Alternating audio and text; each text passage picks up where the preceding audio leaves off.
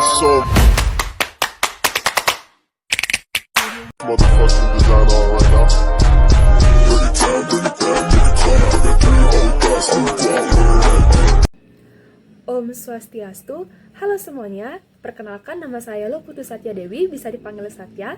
Jadi pada kesempatan kali ini, di video ini saya akan membahas terkait dengan topik filsafat pendidikan. Adapun topik yang akan dibahas pada video kali ini, yang pertama adalah tentang hakikat filsafat, kemudian yang kedua adalah makna filsafat, yang ketiga adalah filsafat idealisme dan realisme, lalu yang keempat ada perbedaan filsafat barat dan filsafat timur, dan terakhir itu adalah filsafat pragmatisme. Bisa diperhatikan pada layar berikut ini. Yang pertama, mari kita bahas tentang apa sih itu filsafat. Nah, dari kalian pasti pernah saja mendengar tentang istilah filsafat. Jadi filsafat ini memiliki hubungan yang erat dengan kehidupan manusia. Jadi singkatnya, filsafat ini merupakan ilmu tentang cara berpikir. Filsafat berasal dari bahasa Yunani, yaitu dari kata philos dan sophia. Philos itu artinya cinta, senang, dan suka, sedangkan sophia itu berarti kebijaksanaan atau pengetahuan. Nah, dari itu, apa sih itu filsafat? Jadi, secara umum, filsafat itu adalah usaha untuk memahami kebenaran tentang hakikat segala sesuatu dengan menggunakan akal secara optimal. Nah, tujuan utama dari adanya filsafat adalah untuk mencapai kebenaran yang mendasar dan menyeluruh dalam sebuah sistem yang konseptual. Nah, berikut ini saya tampilkan terkait dengan hubungan antara filsafat dan pendidikan. Jadi sebenarnya apa sih hubungan antara filsafat dan pendidikan? Jadi di sini sudah ada 2 sumber, di mana sumber yang pertama itu menurut Zuharini dan kawan-kawan pada tahun 2004, dia menyebutkan bahwa ada tiga hubungan antara filsafat dan pendidikan. Nah, yang pertama itu filsafat dapat memecahkan problematika. Jadi problematika pendidikan dan menyusun teori-teori pendidikan. Kemudian yang kedua yaitu memberikan arah pada teori pendidikan yang telah dikembangkan. Serta yang ketiga yaitu filsafat dapat memberikan arah terhadap pengembangan teori pendidikan menjadi ilmu pendidikan. Sedangkan pendapat dari Jalaluddin pada tahun 1997 bahwa filsafat itu dapat merumuskan dasar-dasar tujuan pendidikan, konsep tentang hakikat manusia, serta konsepsi hakikat dan segi pendidikan. Nah, kemudian dia juga menyebutkan bahwa filsafat dapat merumuskan sistem atau teori pendidikan. Nah, itu menurut Jalaluddin. Nah, filsafat pendidikan itu memiliki 3 cabang yang utama. Yang pertama itu ada ontologi, yang kedua ada epistemologi, dan yang ketiga ada aksiologi. Mari kita bahas satu persatu. Aspek yang pertama adalah aspek ontologi. Sama halnya dengan filsafat, bahwa ontologi juga berasal dari bahasa Yunani, yaitu dari kata ontos dan logos. Ontos itu artinya keberadaan, sedangkan logos itu artinya ilmu. Jadi secara umum, ontologi itu mengandung arti ilmu yang menelaah tentang hakikat yang ada berupa kekuatan tertinggi dalam bentuk jasmani maupun konkret, rohani maupun abstrak. Nah, ontologi ini memiliki beberapa karakteristik. Karakteristik yang pertama yaitu ontologi mengkaji esensi pendidikan sebagai proses membentuk manusia yang melibatkan aspek jasmani dan rohani. Jadi, ontologi pendidikan itu mendefinisikan pendidikan baik secara formal maupun secara informal. Kemudian karakteristik yang kedua yaitu membahas ruang dan waktu dalam pendidikan. Jadi termasuk interaksi sosial antara siswa, guru maupun lingkungan belajar atau lingkungan pendidikan. Dan yang ketiga, ontologi ini juga mempertimbangkan nilai dan tujuan pengetahuan yang diajarkan dalam pendidikan. Nah, itu merupakan 3 karakteristik umum dari aspek ontologi. Nah, kita lanjutkan ke cabang yang kedua dari filsafat, yaitu epistemologi. Jadi sama halnya dengan ontologi, bahwa epistemologi ini juga berasal dari bahasa Yunani, di mana dari akar kata logia yang artinya pengetahuan dan epistem yang artinya tentang pengetahuan. Jadi epistemologi ini merupakan cabang filsafat yang membicarakan tentang hakikat dari pengetahuan. Nah, untuk epistemologi ini memiliki 2 aliran yang namanya aliran rasionalisme dan empirisme. Nah, rasionalisme ini artinya akal merupakan sumber utama dari ilmu pengetahuan.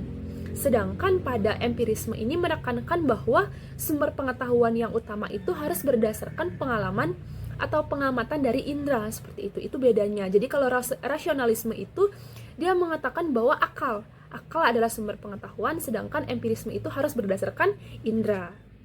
Nah, tadi sudah kita bahas terkait dengan definisi dari epistemologi.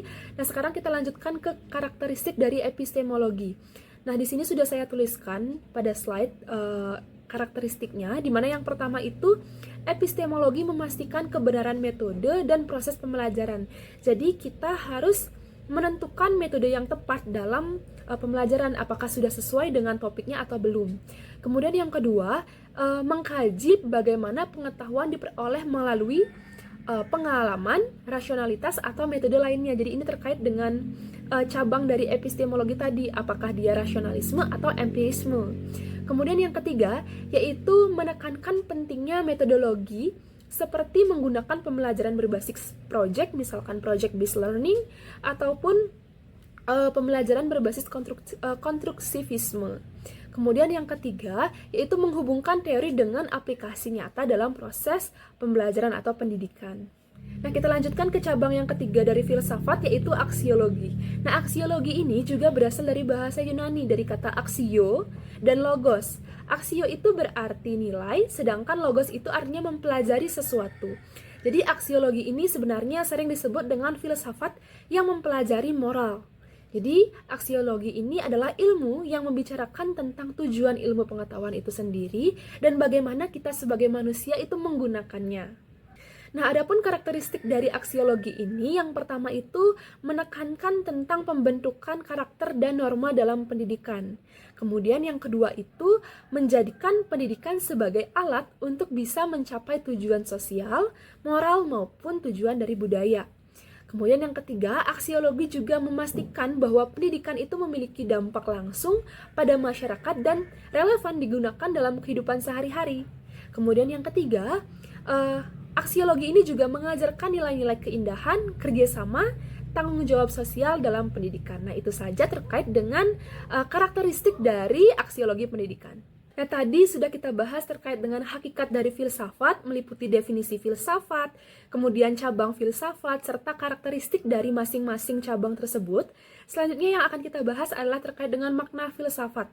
Jadi yang termasuk dalam makna filsafat adalah meliputi inspirasional, perspektif, serta investigatif. Nah, itu yang akan kita bahas pada makna filsafat. Nah, yang pertama adalah makna filsafat sebagai inspirasional. Jadi dalam kaitannya, filsafat sebagai inspirasional ini bertujuan untuk mengekspresikan pendidikan yang ideal atau pendidikan yang dicita-citakan.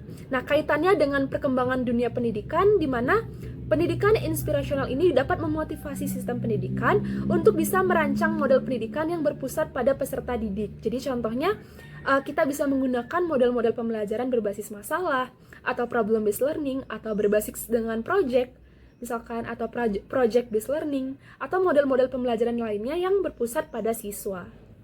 Nah, yang kedua adalah makna filsafat sebagai perspektif. Jadi dalam kaitannya, filsafat sebagai perspektif ini bertujuan untuk memberikan panduan dan arahan yang jelas untuk praktek pendidikan.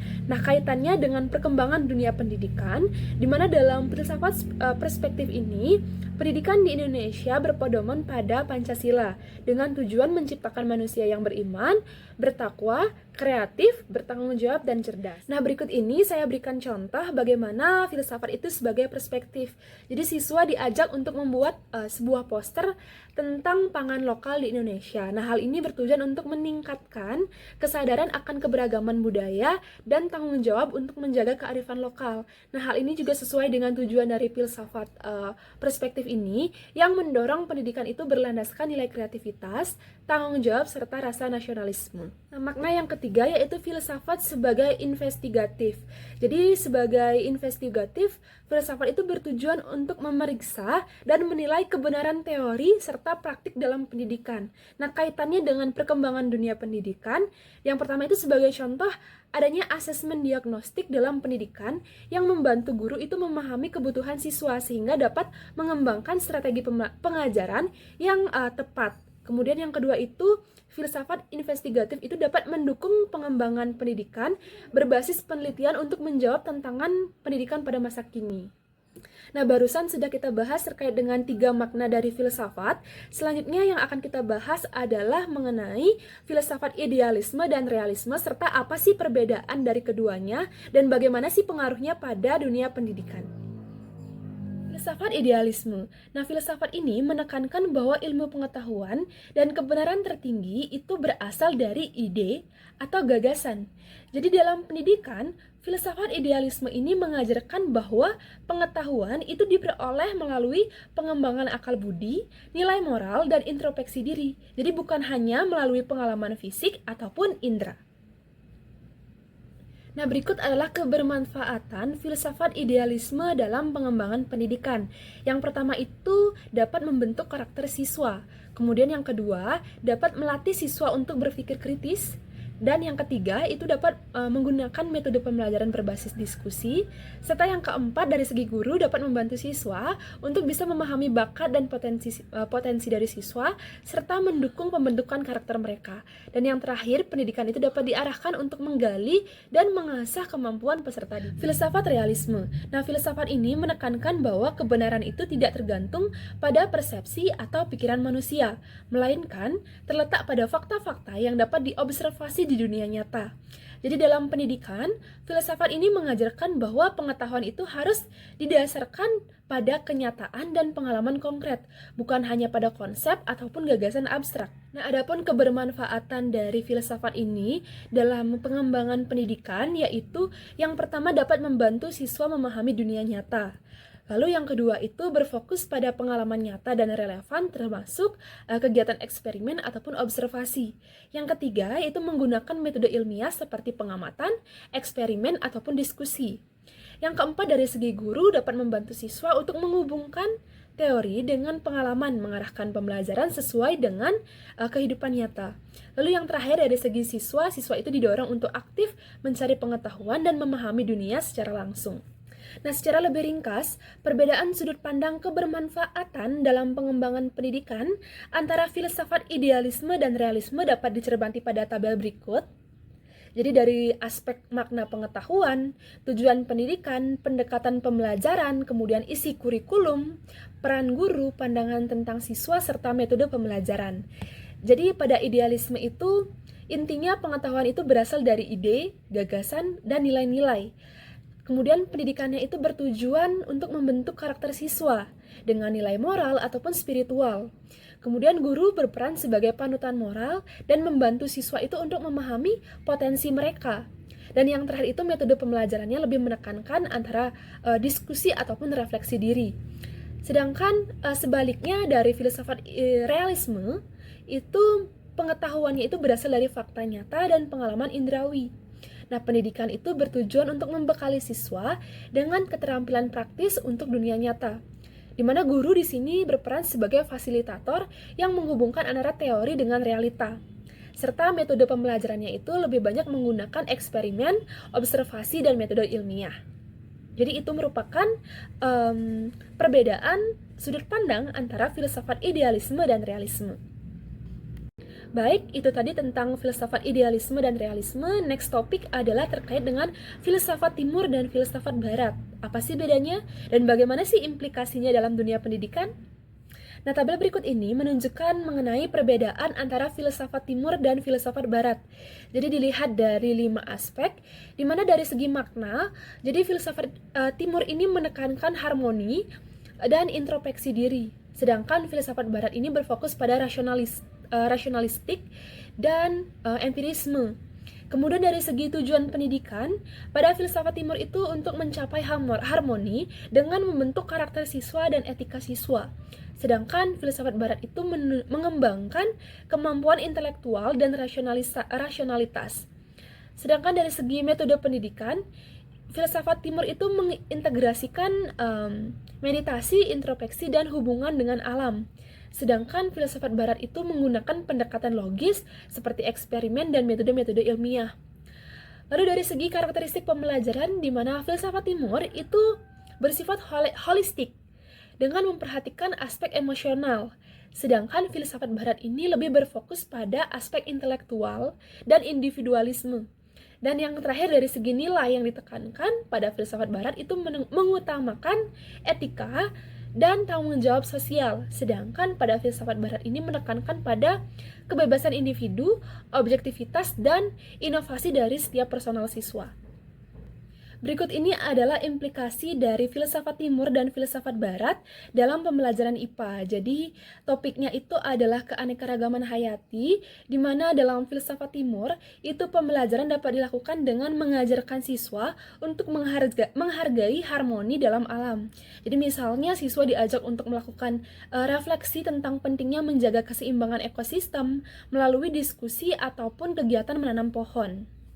Sedangkan dengan topik yang sama, pada filsafat barat, siswa itu dapat diajarkan dengan memahami konsep ekosistem secara ilmiah seperti melakukan eksperimen atau mengamati rantai makanan menggunakan model ekosistem di laboratorium atau di lingkungan langsung. Baik, itu tadi tentang filsafat timur dan filsafat barat. Topik terakhir adalah tentang filsafat pragmatisme. Jadi pragmatisme ini adalah aliran yang mengajarkan bahwa kebenaran dari segala sesuatu itu berdasarkan kepada manfaat yang diberikannya.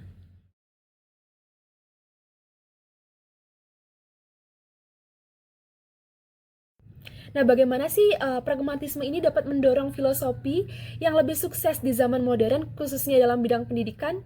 Nah, jadi aliran filsafat pragmatisme ini dapat mendorong filosofi yang lebih sukses dalam konteks pendidikan di era modern karena beberapa hal. Yang pertama, karena aliran ini menghubungkan teori dengan praktik melalui pembelajaran berbasis pengalaman. Kemudian alasan yang kedua, karena filsafat ini meningkatkan relevansi pendidikan dengan kebutuhan siswa dan masyarakat. Lalu yang ketiga, itu dapat mengembangkan keterampilan kritis, kreatif, dan pemecahan masalah. Kemudian yang keempat, yaitu mendorong fleksibilitas kurikulum untuk menyesuaikan minat siswa. Dan yang terakhir itu dapat memanfaatkan teknologi untuk pembelajaran yang lebih efektif. Apalagi di zaman modern ini, peserta didik sudah lebih lumrah dan paham mengenai teknologi. Selanjutnya, perlu kita ketahui beberapa pencetus dari aliran filsafat pragmatisme, di mana yang pertama ada William James. Nah, dia menekankan kebenaran sebagai hal yang bersifat praktis dan berguna dalam kehidupan. Lalu yang kedua ada John Dewey. Dia mengatakan bahwa prinsip-prinsip pragmatisme dalam pendidikan itu harus mengutamakan pengalaman sebagai dasar pembelajaran. Lalu yang ketiga ada George Herbert Mead yang menghubungkan pragmatisme dengan psikologi dan pengetahuan sosial. Selanjutnya ada Charles Sanders Peirce yang mengembangkan dasar pragmatisme sebagai pendekatan berbasis praktik untuk menguji kebenaran ide. Lalu selanjutnya ada Richard Rorty yang berfokus pada pengabaian pencarian kebenaran absolut dan lebih menekankan kegunaan ide atau solusi dalam interaksi sosial dan masyarakat.